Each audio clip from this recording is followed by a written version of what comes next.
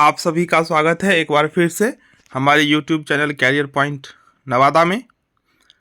मैं आप सबों के लिए बिजनेस स्टडीज़ का एक और महत्वपूर्ण वीडियो लेकर आया हूं। इससे पहले 3 वीडियो अपलोड किए गए हैं, जिसमें प्रथम 9 चैप्टर को हमने कवर कर लिया है। जो भी इम्पोर्टेंट ऑब्जेक्टिव हो सकते थे उन 9 चैप्टर का वो हम आप लोगों को बता दिया।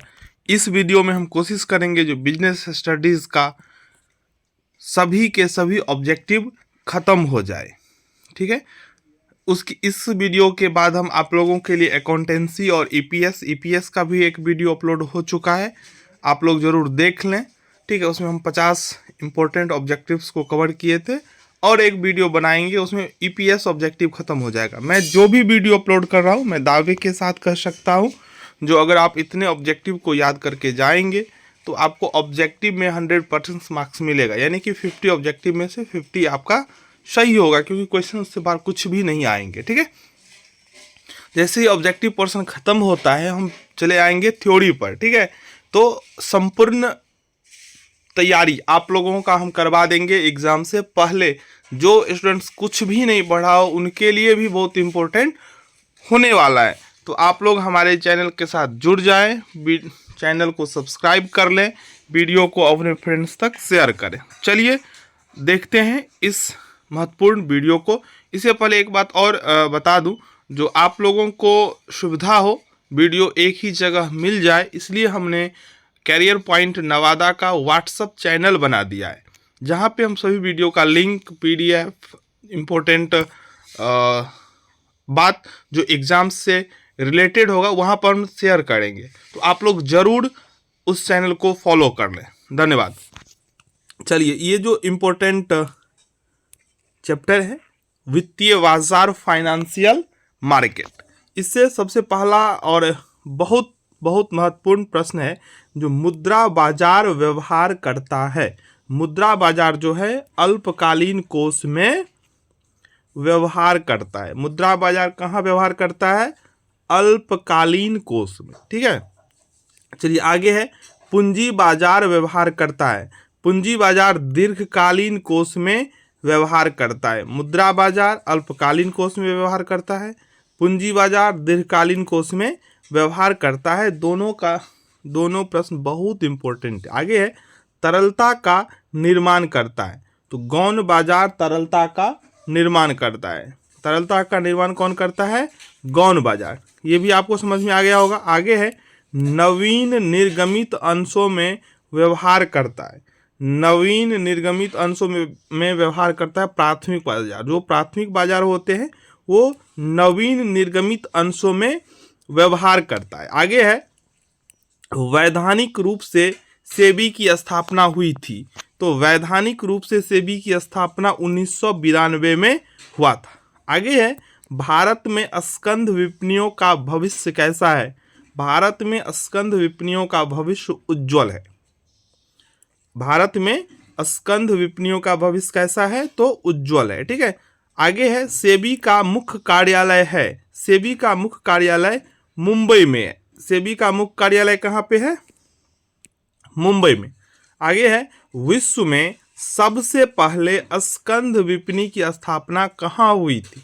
विश्व में सबसे पहले स्कंध विपणि की स्थापना लंदन यानी कि इंग्लैंड में, ठीक है। चलिए आगे है, भारत में सबसे पहले स्कंध विपणि की स्थापना कब हुई थी?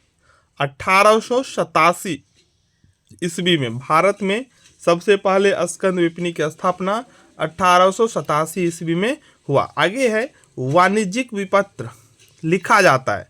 वाणिज्यिक विपत्र विक्रेता द्वारा लिखा जाता है। वाणिज्यिक विपत्र विक्रेता के द्वारा लिखा जाता है। आगे है, वाणिज्यिक पत्र की अधिकतम अवधि होता है। वाणिज्यिक पत्र की अधिकतम अवधि 12 महीना होता है। वाणिज्यिक पत्र की अधिकतम अवधि 12 महीना होता है। वाणिज्यिक पत्र की अधिकतम अवधि 12 महीना होता है। आगे है, भारत में कुल स्टॉक एक्सचेंज की संख्या है।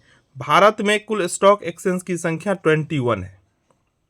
भारत में कुल स्टॉक एक्सचेंज की संख्या कितना है? तो 21 है, ठीक है। आगे है,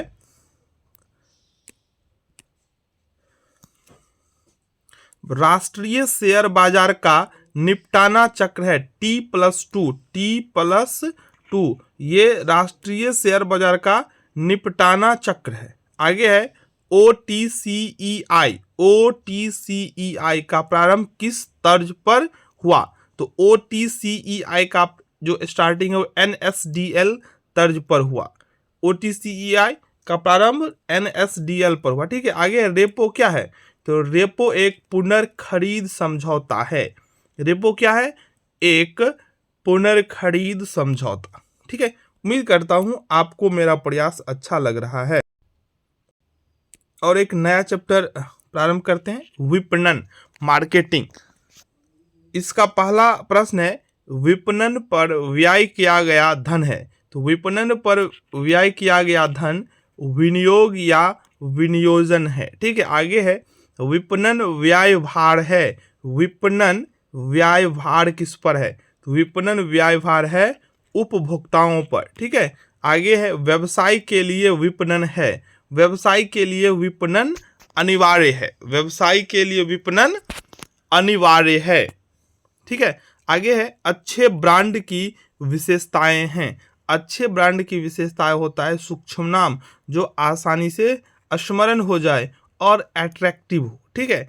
अच्छे ब्रांड की विशेषताएं में ये सब शामिल होता है, गुड, स्मॉल नेम, रिमेम्बरेबल और अट्रैक्टिव, ठीक है। आगे लेबलिंग है। तो लेबलिंग आवश्यक है। लेबलिंग क्या है? आवश्यक है। सबसे अधिक व्यापक क्षेत्र किसका है? सबसे अधिक व्यापक क्षेत्र है पैकेजिंग का। सबसे अधिक व्यापक क्षेत्र किसका है? पैकेजिंग का। आगे है, विपणन प्रबंध अवधारणा का जन्म स्थान है। विपणन प्रबंध अवधारणा का जन्म स्थान कहाँ पे है? अमेरिका में। विपणन प्रबंध अवधारणा का जन्म स्थान कहाँ पे है? अमेरिका, ठीक है। आगे है, विज्ञापन है। तो विज्ञापन क्या है? विज्ञापन इन्वेस्टमेंट है, ठीक है। विज्ञापन क्या है? इन्वेस्टमेंट है। विज्ञापन क्या है? इन्वेस्टमेंट है, क्योंकि इसमें पैसा लगाने से, विज्ञापन में पैसा लगाने से आपको क्या होगा? बेनिफिट जो है इन फ्यूचर आपको प्राप्त होगा, ठीक है। इसलिए हम लोग विज्ञापन को इन्वेस्टमेंट बोलते हैं, ना कि कोई लॉस, ठीक है। विज्ञापन का सबसे महंगा साधन या स्रोत है। तो व्यक्तिगत विक्रय जो है ये विज्ञापन का सबसे महंगा साधन में आता है, ठीक है।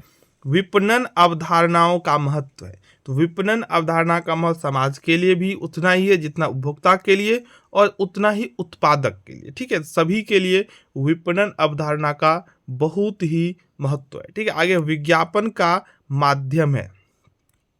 तो विज्ञापन का माध्यम में आता है कैलेंडर व डायरी। विज्ञापन का जो माध्यम है उसमें आता है कैलेंडर व डायरी, ठीक है। चलिए अब सबसे अंतिम और बहुत महत्वपूर्ण चैप्टर है उपभोक्ता संरक्षण, कंज्यूमर प्रोटेक्शन। इसमें पहला प्रश्न है, उपभोक्ता संरक्षण पारित हुआ था। उपभोक्ता संरक्षण पारित हुआ था 1986 में, ठीक है। ये इफेक्टिव हुआ था 15 अप्रैल 1987 से, पारित हुआ 1986 में। लेकिन ये लागू जो हुआ, देखिए पारित होना मतलब होगा पास हुआ, ठीक है। लेकिन कब से पास हुआ? ऐसा भी हो सकता है कोई कानून 2023 में पास हुआ, वो प्रभावित कब से होगा? 24 से। कुछ होता है जो पास हुआ उसी दिन से इफेक्टिव हो जाता है। कुछ होता है एक टाइम बाउंडेशन रहता है जो ये 2 साल के बाद इफेक्टिव होगा, 1 साल के बाद इफेक्टिव होगा। तो यही कंज्यूमर प्रोटेक्शन एक्ट जो था, उपभोक्ता संरक्षण अधिनियम, ये 1986 में जो है पास हुआ, लेकिन ये इफेक्टिव हुआ 15 अप्रैल 1987 से। इस चीज को ध्यान में रखिएगा। आगे है, उपभोक्ता संरक्षण अधिनियम के अंतर्गत विवाद आते हैं।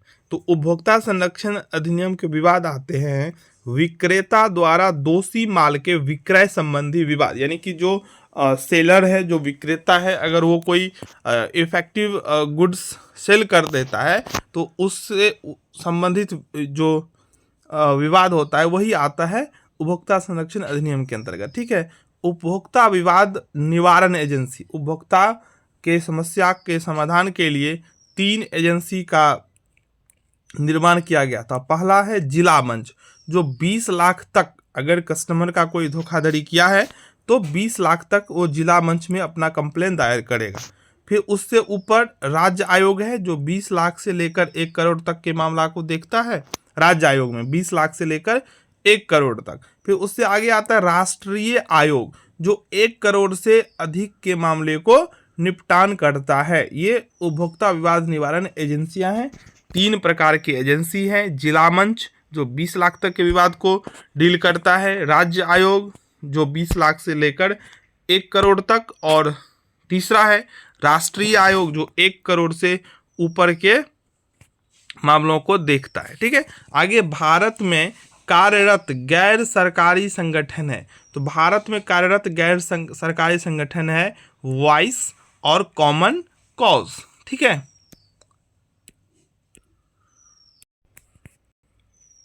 एक और महत्वपूर्ण चैप्टर है इसका 13वां और अंतिम, उद्यमिता विकास, इंटरप्रेन्योरशिप डेवलपमेंट। ये ईपीएस में भी काम कर जाएगा और बीएसटी में भी काम कर जाएगा। इस दृष्टिकोण से ये चैप्टर भी काफ़ी इम्पोर्टेंट है, तो आप लोग इस को भी ध्यान से देख लीजिएगा। ठीक है, उद्यमिता नेतृत्व प्रदान नहीं करती है, तो साझेदारी फर्म में नेतृत्व प्रदान नहीं करता है उद्यमिता। ठीक है, आगे भारत में उद्यमिता विकास कार्यक्रम है, आवश्यक है। भारत में उद्यमिता विकास कार्यक्रम क्या है, तो आवश्यक है। आगे उद्यमिता विकास कार्यक्रम प्रदान करता है, तो रोजगार, शिक्षण एवं प्रशिक्षण और उद्यमी कौशल में वृद्धि, ये तीनों जो है उद्यमिता विकास कार्यक्रम प्रदान करता है। आगे है भारत में उद्यमिता विकास कार्यक्रम रहा है, तो भारत में उद्यमिता विकास कार्यक्रम जो है वो अभी भी सुधार की आवश्यकता में है, यानी कि सुधार की जरूरत है। उतना डेवलप नहीं हुआ है जितना होना चाहिए। उद्यमी जन्म भी लेता है और बनाया भी जाता है। ठीक है, जैसे किसी के घर में बहुत बड़ा बिजनेस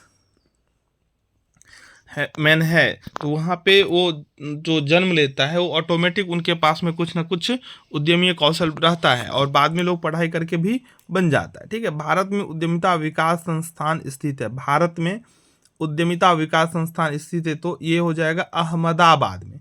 भारत में उद्यमिता विकास संस्थान कहाँ स्थित है, तो अहमदाबाद में। ठीक है, आगे है भारत में उद्यमिता का भविष्य है। भारत में उद्यमिता का भविष्य जो है वो ब्राइट है। ठीक है, यहाँ बहुत संभावना है भारत में। आगे है उद्यमी उठाता है, तो उद्यमी सामान्य के साथ साथ तय की गई जोखिम को उठाता है। ठीक है, तो ये था बिजनेस स्टडीज का सभी इम्पोर्टेंट ऑब्जेक्टिव, सभी चैप्टर का सभी इम्पोर्टेंट ऑब्जेक्टिव आप सबों के बीच में मैंने रख दिया। मैं उम्मीद करता हूँ आप लोगों को बहुत अच्छा लगा होगा। आप लोग ज़रूर इसे अधिक से अधिक स्टूडेंट्स तक शेयर करें, चैनल को सब्सक्राइब करें और हमारे व्हाट्सएप चैनल को फॉलो करें। धन्यवाद।